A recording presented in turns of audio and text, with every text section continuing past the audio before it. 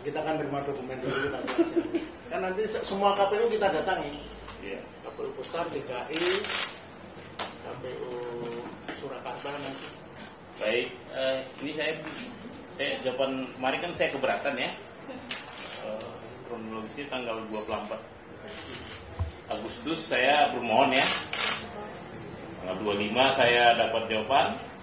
Terus permohonan saya diterima. Tanggal 4 September Ibu kan menolak memberikan informasinya.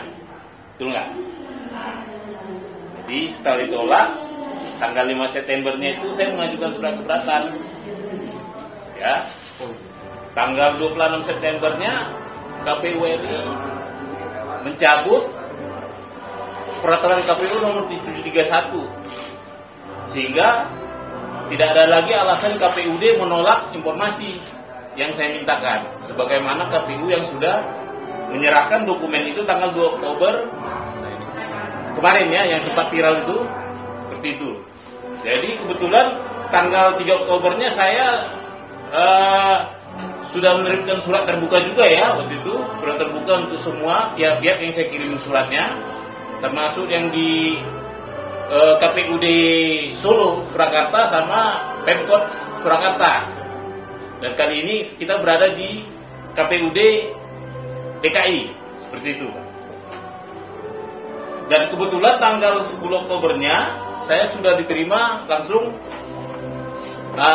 KPUD memberikan undangan untuk melihat barangnya. Jadi yang saya minta itu mungkin berbeda dengan teman-teman ya. Yang saya minta ini kan ada 2 ya, yaitu meminta salinan ijazah terlegalisir dan berita acara penerimaan dokumen pencalonan gubernur tahun 2012-2017. Itu saja.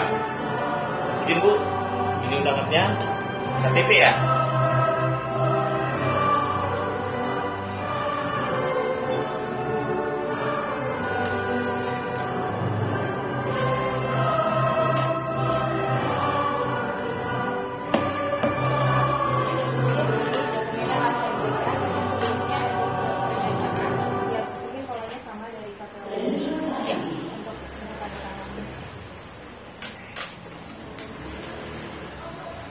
Permintaan sampai sempat ditolak. Semua nolak. Oh, Makanya dikira. oke.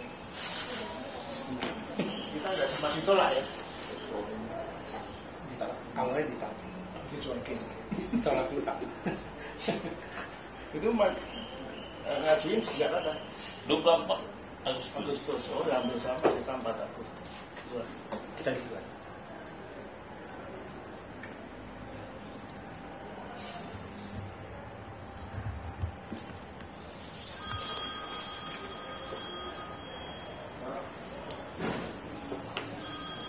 Jadi yang sesuai dengan KPU ya? Iya. Bisa saya baca lagi ya? Iya sama. Itu hanya serah terima dokumennya.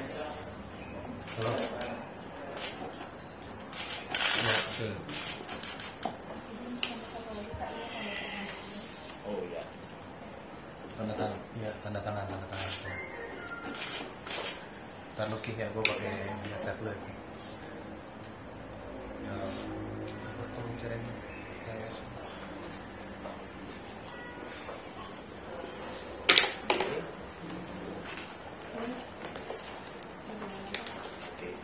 Saya izin bertanya ya, karena saya ini untuk penelitian, saya ingin tahu apa yang saya terima ini. Oh, yang diterima ini sesuai dengan. Oke, prosesnya bagaimana? Apakah ini data primer atau sekunder? Maaf, kan hanya menjalankan tugas Oh. saja. Jadi, Artinya kan begini, yang saya tahu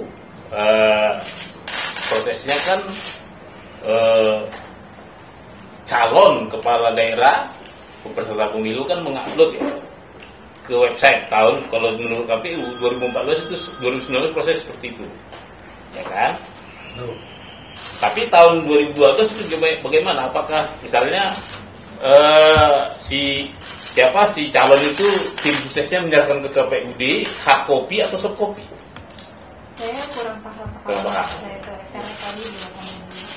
Pokoknya sesuai dengan peraturan perundang-undangan lah ya. Wah, Oke. di plaster juga. Tanda tangan. Ditutup juga ya. Izin ini kan ditutup. Di sini bisa minta ini enggak? Apa uji konsekuensinya? Kenapa ini ditutup? Saya hanya menjalankan. Oh, gitu. Jadi saya mohon maaf tidak bisa Jadi menjawab apa-apa. publik melihat ya bahwa ini ada banyak item ditutup, ya, sesuai dengan peraturan, Oke. sesuai dengan undang-undang KIP, terbuka informasi publik, mestinya setiap item ditutup ini harus ada uji konsekuensinya. Di sini saya lihat hampir sama ya, ada 10 ya dengan yang KPU, dan KPU waktu itu mengakui mereka belum melakukan uji konsekuensi. Sehingga seharusnya nomor ini juga kenapa harus ditutupin, ya harusnya dikasih tahu dong apa dampaknya ke masyarakat kalau dibuka. Bentarnya kan dokumen publik seperti itu. Dan di sini juga ada yang seperti yang kita harapkan, ya ada legalisir ya, dari sepertinya beda ini dengan 2019 ya. Waktu itu Profesor Muhammad Naim, kalau dulu Dr. Budi, seperti itu. Sudah? Jangan lupa tahan, Pak, tahan. Tahan.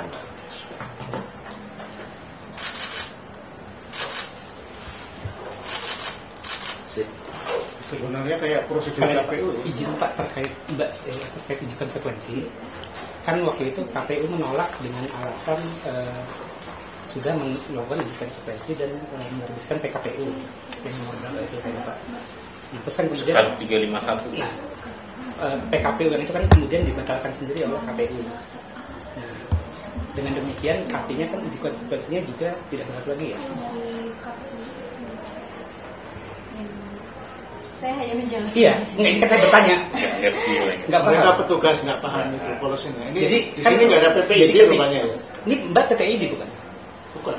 Hah? Saya Staf hanya di KPU. pelayanan PPID, di pelayanan itu kan yang begitu cepat. Iya, artinya kan ketika PPID menolak permohonan kami, itu dilakukan dengan uji konsekuensi. Dan uji konsekuensi itu dituangkan dalam PKPU. Kemudian PKPU itu kan kemarin sempat viral kan. Nah setelah viral itu kan dalam sehari ketika viral itu kan langsung dibatalkan sendiri oleh KPU pusat. Bahkan ketua KPU sendiri yang membatalkan PKPU tersebut. Nah artinya kan dengan dibatalkannya PKPU itu uji konsekuensinya juga sudah tidak berlaku ya. Ini saya ingin konfirmasi nih. Nggak paham.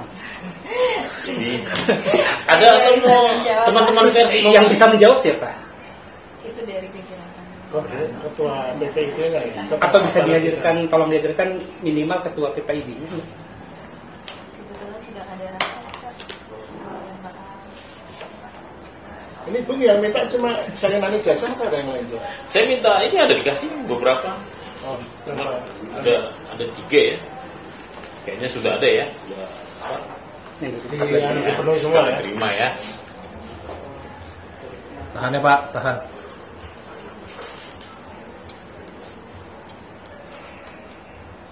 Oke.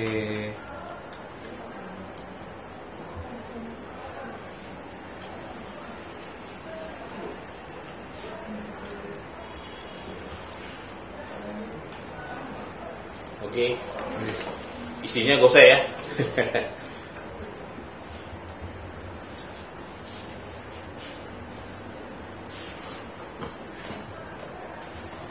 Ya, ini agak di dalamnya agak rahasia. Kenapa sih? Ada nanti aja. Artinya gini, saya belum berani beropini. Ini kan penelitian saya tujuannya membuktikan bahwa undang-undang keterbukaan informasi publik itu benar-benar berjalan di negara republik. Sehingga hak kita publik ini Bapak-bapak ini ternyata publik juga yang meminta. Ya. Silakan sekarang warga DKI Jakarta, warga Indonesia silakan minta ke PPID. Sama seperti yang di KPU kemarin RI, begitu saya sudah berhasil, semua sekarang pada minta. Itu artinya republik berkuasa. Publik itu berkuasa di republik. Tidak ada yang berhak menahan informasi publik. Saya selaku dokter bidang publik mengatakan bahwa publiklah penguasa republik ini, bukan mantan penguasa atau bekas raja atau apalah seperti itu. Terima kasih ya. Atau mungkin ada versi yang mau nanya ke beliau? Di luar. Oh, di luar. Baik, terima kasih. Boleh, gantian kita ya. Kita mau nunggu. Repotku.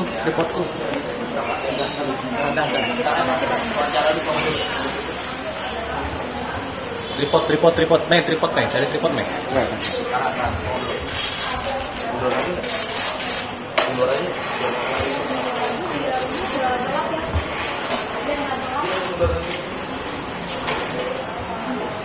Tinggiin. Tripod boleh tinggiin.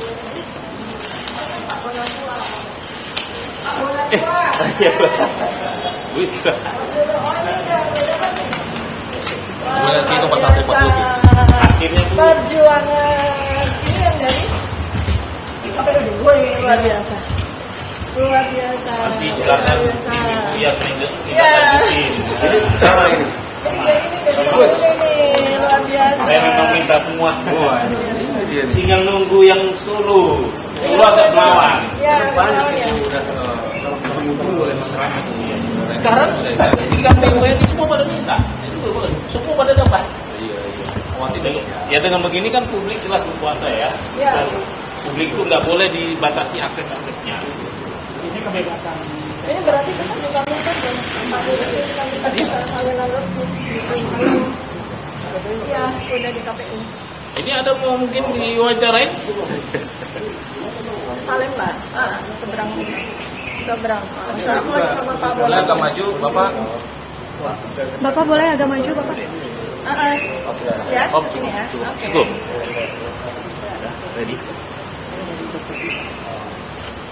Baik, terima kasih ya. Tadi sudah sama-sama kita saksikan di TPID KPUD DKI Jakarta sudah menyerahkan ke kita rakyat ya.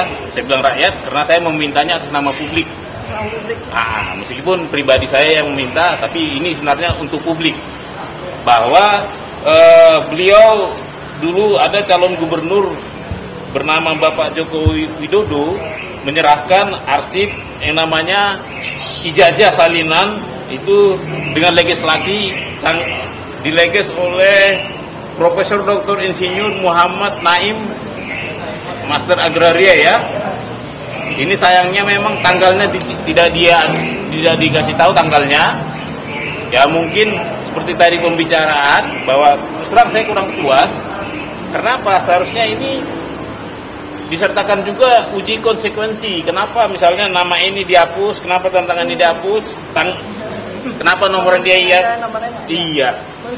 Karena saya merasa tidak ada efeknya, konsekuensinya terhadap masyarakat. Tidak ada konsekuensinya yang buruk terhadap yang punya ijazah. Sehingga ini dihilangkan ya, disembunyikan. Ya, kalau seharusnya memang biasanya kalau di undang-undang KIP itu dihitamkan, tapi ini dihapus seperti itu. Jadi dengan ini nanti kita serahkan ini ke Timbu RRT ya. Kalau saya kan hanya tujuannya untuk memastikan ada atau tidak salin ijazah resmi tersebut. Saya tidak menganalisis lebih lanjut. Kebetulan Bu Tipa, Dokter Tipa ada. Selanjutnya saya serahkan juga sekalian di sini Bu secara simbolis. Silakan dianalisis Bu. Subhanallah, ini adalah Iya. luar biasa, ini perjuangan Pak Dr. Bonato Asilalahi ya, kita apresiasi ya. Beliau maju sendiri sebagai warga dan jelas ya, kami RRT maupun Pak Dr. Bonatua ini juga punya legal standing yang jelas ya Pak.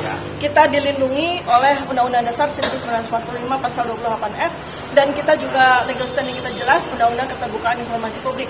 Nah, alhamdulillah puji Tuhan ya, melalui perjuangan Dr. Bonatua bersama dengan kami, karena kami sama-sama ini paralel untuk mengajukan surat yang sama ke KPU Pusat yang sudah dijawab, kemudian KPUD Jakarta dan KPUD Solo ya. Ini KPUD Solo yang saat ini masih belum lagi kami dorong, minggu lalu kami ke Solo juga.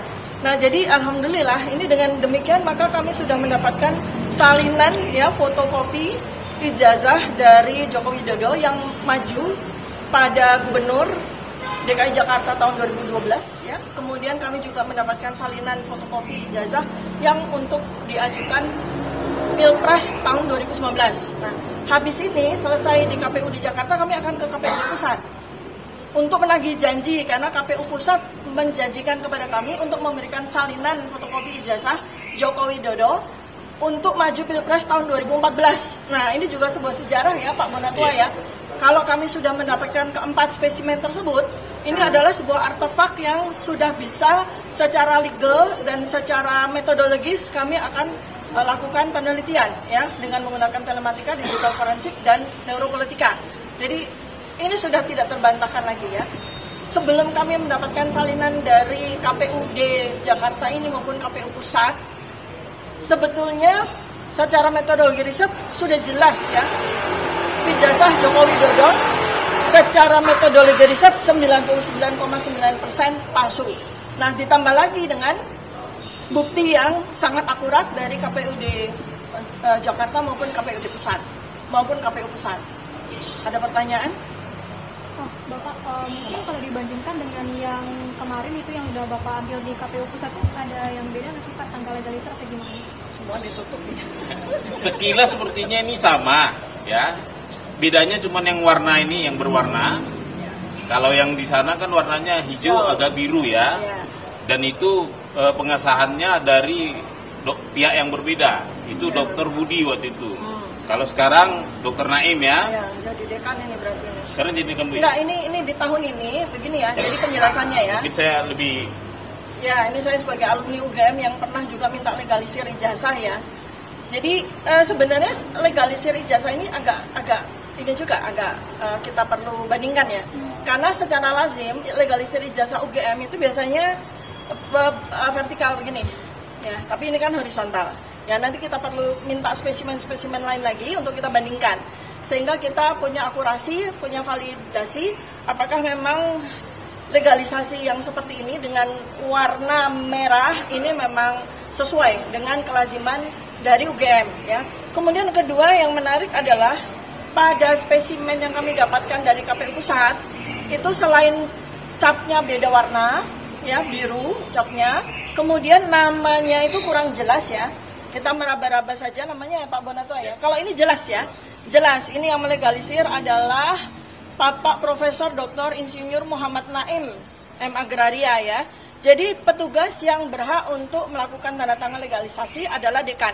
Maka kami akan runut apakah betul Pak Profesor Muhammad Naim pada waktu tahun 2010 ya, ini ketika 2012 ketika Joko Widodo maju ke gubernur itu apakah memang betul dekannya beliau, dan ya saya sudah mengenal beliau dan beliau juga termasuk institusi ya internal dari UGM yang speak up tentang masa lalu dari Joko Widodo ketika, dan beliau juga termasuk yang mempertanyakan tentang keakurasian dari pada masa Joko Widodo itu kuliah ya. Beliau yang jelas menyebutkan bahwa soal sarjana muda, soal sarjana itu Profesor Muhammad Naim itu adalah narasumber primer kami ya. Nah, kemudian yang aneh itu ya, ini kok ada konsistensi keanehan ya. Jadi yang konsisten itu keanehan aja, yang ketidaklaziman dan aneh sekali ya.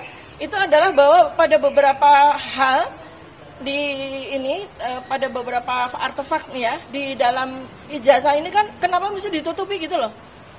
Untuk apa ditutupi ya? Ini kan suatu keanehan karena nggak jelas. Ya, misalnya seperti tanda tangannya Profesor Yakob sebagai rektor waktu itu, tanda tangan dan materai dari Profesor Dr. Sunardi sebagai dekan UGM, ya termasuk materinya juga di blog seperti ini. Kemudian nama yang bersangkutan juga di blog, padahal kita juga tahu kan yang kita minta kan namanya Joko Widodo. Ya, ini nomor mahasiswanya juga di blog, untuk apa gitu ya. Kemudian tidak, sekali lagi konsistensi keanehan adalah tidak ada nomor induk mahasiswa yang sebelah kanan. Ini nomor induk mahasiswa sesuai dengan urutan universitas. Ya, di sini juga di blog. Seharusnya ini ada kan, Anda lihat ya, tapi ini di blog. Ya, jadi ini aneh sekali. Untuk apa? KPUD Jakarta melakukan hal ini itu untuk apa? Karena spesimen seperti ini secara lengkap sudah pula kita dapatkan. Ya, RRT sudah dapatkan spesimen ijazah ini ya lengkap pada waktu tahun 2022, Oktober 2022, di mana Dekan Fakultas Kehutanan UGM sendiri ya itu sudah menunjukkan salinan fotokopi yang tidak ada tidak ada ditutup-tutupi seperti ini. Kemudian Bareskrim pun tanggal 22 Mei 2025 itu juga sudah mengeluarkan salinan fotokopi ijazah tersebut, ya. Jadi ini kan ngapain gitu ya? Untuk apa KPUD ini menutup-nutupi? Seperti juga yang terjadi pada KPU pusat. Itu tidak perlu, sangat tidak perlu ya, gitu ya. Ini yang apa? Belum ada keterangan dari KPU baik itu KPU pusat maupun KPUD Jakarta terkait Ya, nah itulah hari ini kami bersurat kepada KPU pusat untuk mempertanyakan soal minggu lalu kan kami sudah dapat spesimen yang ditutupi juga. Nah ini kan tidak lazim, ya. Bahkan kalau menutup-nutupi informasi itu melanggar undang-undang, justru mereka kan melanggar undang-undang. Maka kami hari ini bersurat kepada KPU pusat, bersurat kepada KPUD Jakarta untuk mempertanyakan untuk apa menutup-nutupi spesimen ijazah yang sudah diberikan kepada kami ini, ya. Oh iya, ini kenapa kalau misalnya dari salinan ini kan akhirnya dikirimkan kepada RRT, iya. Kenapa harus melalui Pak Bonatua? Baik, saya kan doktornya dan S1, S2, S3 saya dari kebijakan publik. Saya tidak punya kompetensi ke situ. Saya hanya berputar pada public domainnya. Nah, jadi kan sudah dapat barangnya, saya peroleh dengan memakai peraturan kebijakan publik ya, pelayanan undang-undang pelayanan publik, undang-undang keterbukaan informasi publik. Jadi memang sebaiknya saya merasa beliau-beliau yang lebih kompeten untuk menjawab ini ya, menganalisis ini. Tentunya ini kan akan melalui serangkaian analisis, misalnya foto, ya, bentuk wajah macam segala, huruf macam segala, itu termasuk kegiatan-kegiatan yang tidak saya kuasai. Ya. Kenapa nggak langsung dari RRT aja? Oh kami juga, jadi ini sebetulnya pekerjaan semesta ini ya. Jadi RRT juga sudah bersurat dan kami juga sudah mendapatkan spesimen yang sama. Di sisi lain secara paralel, Pak Dr. Bonatua itu juga mengajukan surat yang sama di waktu yang sama. Ini adalah semesta mendukung. Artinya apa? Sekarang ini RRT tidak sendiri lagi, sudah dikawani oleh Dr. Bonatua Silalahi dan Pak Subhan Palal dan banyak insan-insan akademisi dan ilmuwan yang sudah tergerak. Sudah berani keluar dari belenggu ketakutan, kekhawatiran dan sebagainya ya. Ini saya apresiasi sekali Pak Bonatua, terima kasih banyak atas inisiatifnya ya, membantu kami. Nah yang lucu ini menarik ya. Jadi RRT sudah cukup lama menyampaikan surat ya melalui tim kuasa hukum kami, tim pembela penegak keadilan dan juga tim AKK ya, advokasi anti kriminalisasi akademisi dan aktivis ya itu. Tapi ternyata yang lebih direspon lebih cepat, 1 minggu lebih cepat itu adalah Pak Bonatua. Artinya apa? Kami melihat ketakutan pada KPU pusat, KPU daerah terhadap kami RRT. Nah makanya ini Tuhan Yang Maha Kuasa yang membantu kami ya. Jadi dengan Pak Bonatua itu sudah mendapatkan spesimen yang sama-sama kami minta, ini sangat membantu dan Pak Bonatua sudah menyerahkan kepada kami, tapi kami tetap minta ya. Jadi jawaban atas surat yang kami sampaikan itu sudah jelas kami akan tetap meminta dan sekaligus adalah kami paralel untuk masuk kepada persoalan riwayat pendidikan Gibran. Ya, dan termasuk juga ini bersama dengan ini KPU kami minta KPU pusat dan KPUD Solo ya, kalau ini kaitannya dengan Gibran kami sudah bersurat untuk minta salinan dari surat keterangan yang dipakai oleh Gibran untuk maju wali kota maupun maju untuk wakil presiden. Ini penting sekali ya, sebab kalau sampai terbukti bahwa ternyata Gibran itu menggunakan surat keterangan yang oleh pihak Kementerian Pendidikan Dasar dan Menengah pun juga perlu dipertanyakan ya, karena Pak Menteri sendiri sudah sampaikan bahwa itu adalah pekerjaan menteri yang lalu ya by WA kepada Pak Roy. Nah artinya beliau tidak mau tanggung jawab terhadap surat keterangan yang dipakai oleh Gibran tersebut gitu ya. Jadi ini paralel ya, saudara-saudara sebangsa dan setanah air, kita ini paralel, RRT dan partners ini Pak Dr. Bonatua, Pak Subhan Palal dan semua pihak yang sekarang ini sudah bersama dengan kami, ini kami paralel untuk berjuang terus ya sampai 100% kita bisa pastikan soal perihal Joko Widodo dan juga 100% kita juga bisa pastikan perihal Gibran Rakabuming. Ya. Mau konfirmasi lagi Bu, tadi berarti mau minta lagi ke KPUD Solo begitu ya? Iya, untuk kedua hal tersebut ya. Ini sudah untuk ijazah Pak Jokowi juga. Oh iya dong, karena ijazah Pak Joko Widodo ini kan juga dipakai di KPUD Solo. Kemudian Gibran juga pakai surat keterangan itu untuk maju wali kota. Jadi 2 itu surat sudah disiapkan oleh tim kuasa hukum kami. Belum dikirimkan. Sudah dikirimkan dan kita akan dorong lagi. Karena sempat untuk mendapatkan penolakan. Karena mereka buru-buru bikin undang-undang kan yang mengecualikan dari pemilihan KPU kan itu ya Pak Bonato bisa menjelaskan secara administrasi publik gitu ya.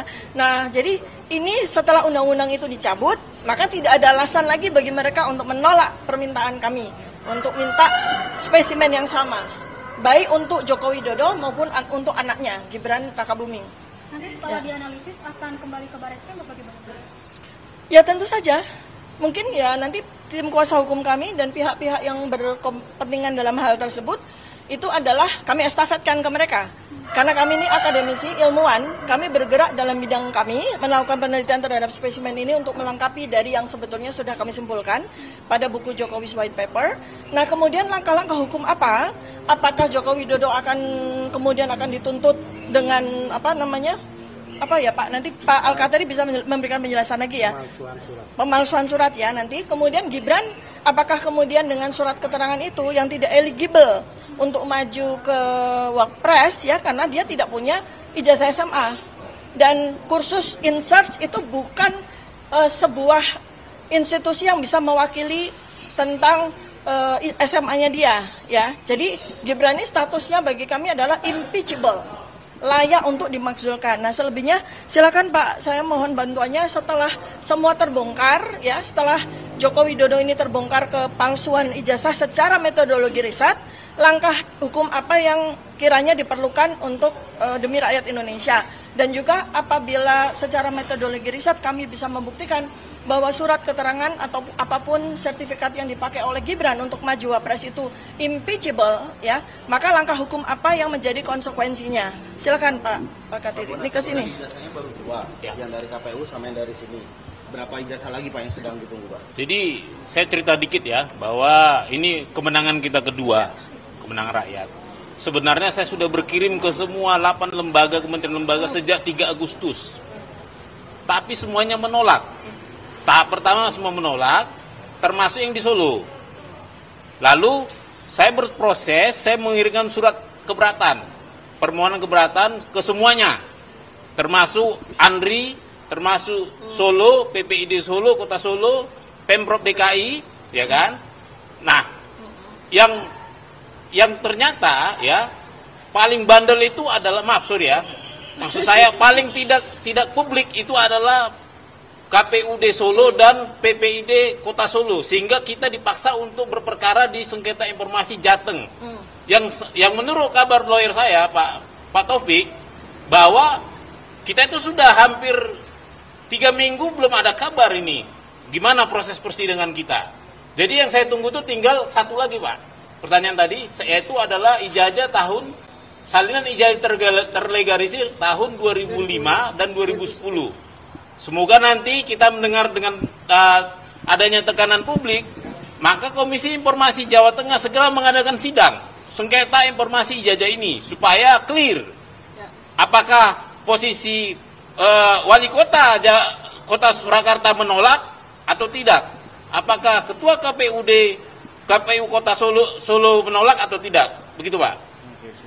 Ya, saya tambahkan ya dari Solo ya. Jadi kami ini kebetulan tidak kebetulan sebetulnya. Jadi tim kuasa hukum kami yang bekerja di Jawa Tengah itu sama. Jadi Dr. Bonatwa secara terpisah itu tim kuasa hukumnya juga Pak Dr. Muhammad Taufik, dan kami juga salah satu dari tim kuasa hukum kami itu adalah Pak Dr. Muhammad Taufik yang kita bekerja secara paralel. Jadi ini luar biasa. Ini adalah sebuah sinergi yang tidak sengaja, tidak kami desain untuk kami lakukan ini ya. Nah itu menyusul itu ya Pak Roy Suryo, biar sekarang nih gilirannya beliau. Nah ini dia nih. Kalau yang dari pusat sudah diserahkan sama beliau? Sudah. Sudah ya. Oke. Langsung Nyambung Pak Roy. Kemenangan 2-0. Kemenangan 2-0. 2-0. Nih, maaf, macet. 2-0. Ini. Alhamdulillah. Kita dapat ya. Silakan Pak Roy, sini Pak Roy. Iya. Gantian. Nah.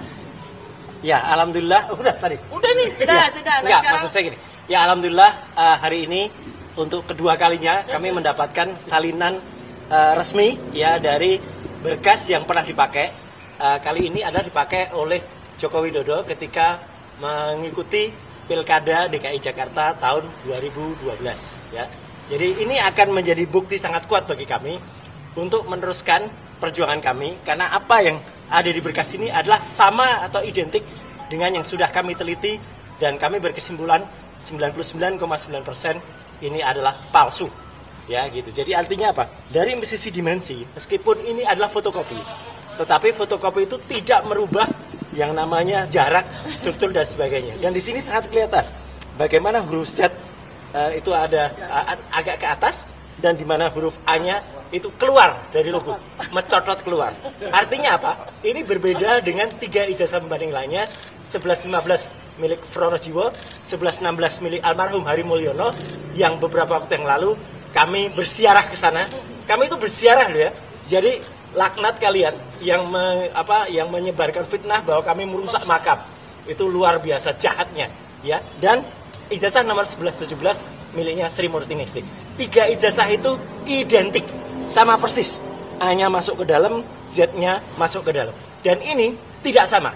Jadi apakah masuk akal? Apakah logis ketika 4 ijazah yang katanya sama-sama lulus pada tanggal 5 November 1985 itu ternyata yang 3 sama, yang 1 berbeda. Jadi kalau yang 1 berbeda itu pasti cetakannya berbeda pada hari yang berbeda, jadi itu 99,9% palsu. Jadi terima kasih Pak Dr. Bonatua yang sudah mengupayakan, terima kasih Dr. Tifa, dan terima kasih seluruh tim ya, seluruh kuasa hukum yang ada di sini, terutama juga Pak Al-Katiri yang luar biasa membersamai kami, dan juga tim anti kriminalisasi dan juga anti pendekatan kepada para yang aktivis membersamai kami selama ini di bawah Mas Kosinudin. Jadi saya kira itu ada tambahan lain. Bang, kalau kemarin ke makam keluarga Pak Jokowi seperti apa itu? Ya kami sebenarnya ke sana itu untuk satu ziarah, dan kedua untuk melihat karena apa? Karena menurut penduduk sekitar yang sempat diwawancari secara eksklusif oleh Dr. Tifa, itu ada sesuatu. Ada sesuatunya belum akan kami ceritakan sekarang, karena itu merupakan bahan bagi buku kami selanjutnya. Gitu. Tujuannya adalah penelitian. Jadi penelitian ilmiah ya. Jadi kami itu ilmiah, nggak ada sirik sama sekali, nggak ada kemudian tujuan jahat, fitnah, dan difitnah oleh para termul-termul jahat itu. Ya gitu. Jadi kami berterima kasih juga kepada Wapres ya juga, yang ternyata justru sedikit lebih pintar daripada termulnya. Ya, yang mengetahui kondisi kami ketika kami ziarah ke sana. Itu ya. Update yang di Barreskrim bagaimana? Update yang Barreskrim, kami kemarin ke sana, kemudian memberikan untuk supaya itu dibuka kembali. Tapi terus terang sampai dengan hari ini belum ada update. Ya. Ini akan kami masukkan lagi, karena ini termasuk alat bukti baru, ya, novum baru, ya, yang mana ini adalah nanti akan kita cek ya. Ini juga di nomornya nggak ada, semua juga ditutup-tutupi, dan kemudian akan kita cek apakah betul bahwa Profesor Dr. Insinyur Muhammad Naim ini aktif dekan pada tahun 2012. Ya gitu, kalau aktif ya alhamdulillah. Tapi kalau kemudian ini nanti akan kita lihat periodisisnya ya, karena pengesahnya juga berbeda. Ketika yang 2019 yang kita dapatkan dari KPU pusat itu yang menandatangani adalah Dr. Budiadi. Kalau soal Barreskrim ini yang beliau Pak Al-Katiri mungkin yang itu ada coba tambahannya, tambahan. Pak Al-Katiri, Sedikit mungkin Pak tentang Barreskrim. Ke depan, Pak Al-Katiri. Ini sini. Gantian. Mau tanya apa? Ya, update dari Barreskrim. Bagaimana Pak yang di Barreskrim? Barreskrim terakhir kami ajukan protes. Kami ajukan protes ke Propam atas putusan gelar perkara yang ditandatangani oleh Karwasidik. Karena menurut mereka dengan penghentian penyelidikan itu berdasarkan ketentuan yang berlaku. Tetapi ketentuan yang berlakunya tidak ditulis. Bahkan alat bukti yang seharusnya alat bukti dibuktikan di pengadilan. Padahal yang kita masalahkan di gelar perkara prosedur. Prosedur dari pemeriksaan laboratorium. Ya kan? SOP dan prosedur yang kita masalahkan, bukan masalah itu. Nah, kami protes. Pada itu kami ajukan bahwa mengajukan ke Propam, oleh Propam dijawab dirujuk ke Wasidik. Kami tolak loh, bagaimana kita melaporkan karo Wasidik tapi kok ya disuruh proses Wasidik. Apa yang terjadi akhirnya karena protes kami itu maka keluarlah surat kedua bahwa itu sudah dirujuk ke Irwasum lebih tinggi, ya kan, inspektorat itu yang memang pengawas. Memang begitu mekanisme, walaupun seandainya Kapolri pun seandainya bersalah itu juga lapornya ke Propam, ke Wasidik. Itu memang bukan artinya tinggi besar, tapi mereka lebih tinggi atau lebih pendek, tidak, ya kan, oleh Irwasum. Lah, suratnya menyatakan bahwa sudah dirujuk ke Irwasum untuk diproses. Kami menunggu. Berarti bola panas ini di Irwasum. Nah, di situ mengkonfirmasi bahwa keputusan kemarin menghentikan penyelidikan itu berarti ditinjau kembali oleh kepolisian. Kami berterima kasih bahwa kepolisian insya Allah lebih profesional, ya kan, sesuai dengan keinginan Presiden ada reformasi kepolisian. Seperti itu. Jadi posisi bola sekarang di tangan Irwasum. Kami mengajukan permohonan untuk audiensi untuk dibuka kembali. Ya begitulah kalau di Baris Krim. Bapak mungkin boleh ditunjukkan ke Ya, sekali lagi ini tadi hasil. Jadi ini lebih dari kemenangan Irak terhadap Indonesia ya. Kalau Irak Indonesia tuh 0-1, kalau ini sudah 2-0. Ya, kita tunggu nanti dari KPU, kami masih menunggu untuk untuk berkas yang tahun 2014 Ya, dan juga dari Solo. Nah, Solo ini menarik karena itu agak jauh tahunnya, karena Solo itu baru tahun 2010. Ya gitu. 2005 dan 2010. Jadi tim kami serempak semuanya bergerak ya gitu. Jadi ada yang sudah masuk, ada yang sudah dapat, ada yang Oke. Menambahkan ya. Iya, silakan Pak Bonato. Jadi kita kan sudah dapat dari KPU kemarin ya, tanggal 2 itu, tapi kita kan kurang puas. Nah, meskipun salinan ijazah dari KPU sudah, kita juga meminta ke Andri. Karena Andri itu sudah ijazah seperti ini seharusnya sudah posisi statis ya, dan harus diserahkan ke Andri. Tujuannya apa? Supaya memverifikasi bahwa data yang di Andri dan di KPU RI itu sama. Ya. Jadi nanti siang kami jam 2 akan sidang pertama kali di Komisi Informasi ya. Sidang pertama kali ini perdana tentang ijazah.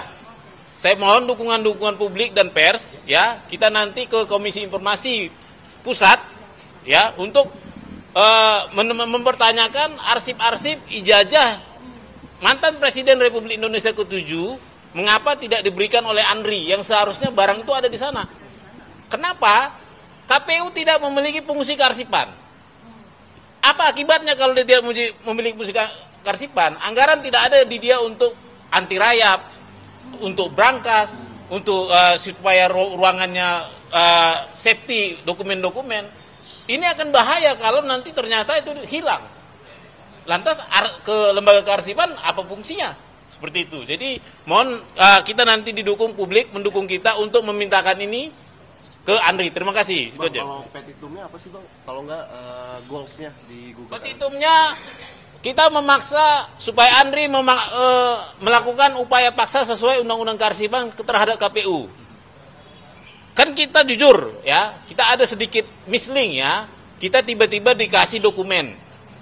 Ini mungkin prosesnya karena kita publik, tapi kalau begitu yang meminta adalah Andri, pasti Andri akan melakukan verifikasi validasi terhadap dokumen ini. Termasuk usianya yang dikasih ini kayaknya dokumen lama kok begini, kan begitu kan. Itu pasti nanti Andri melakukan sejumlah penyelidikan untuk menerima arsip begitu saja. Seperti itu. Kalau Andri sejauh ini emang nggak punya arsipnya atau seperti apa? Nah ini uniknya, arsip Andri tidak mengaku punya dokumen itu. Padahal itu presiden loh, 2014 harusnya dia punya. Sedangkan kemarin aja wakil Pak Hatta aja ada ya. Bayangkan arsip yang begitu lama ada. Seperti itu. Mestinya Andri itu berfungsi kearsipan. Menyimpan itu, dan setiap publik kita ini ketika rindu melihat ijazah mantan presiden kita tinggal datang ke sana dan meminta. Seperti itu, Bang. Oh, itu makanya Abang akhirnya menggugat. Iya. Oke. Ya, terima kasih teman-teman. Terima kasih juga untuk yang sudah live ya. Luar biasa.